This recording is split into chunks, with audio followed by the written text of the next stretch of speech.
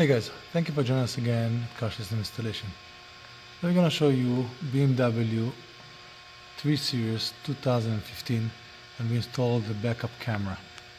So we have installed the OEM style camera in here, which replaces the factory handle, and the system will show on the factory screen. So when we start the vehicle, put the vehicle in reverse, we will have the picture showing on the factory screen. We also have the active lines, which will move with the steering wheel, so it'll show you which direction you're actually heading to. We put the vehicle back in park, we'll have the system go back to the factory screen, again go back to reverse, and we'll have the camera showing in the back. You can see also the bumper on the bottom here, so it makes it easier for you to know how far you can go.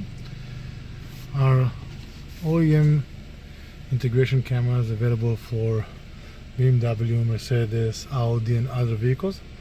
Subscribe to our channel and we'll see you next time. Have a great day.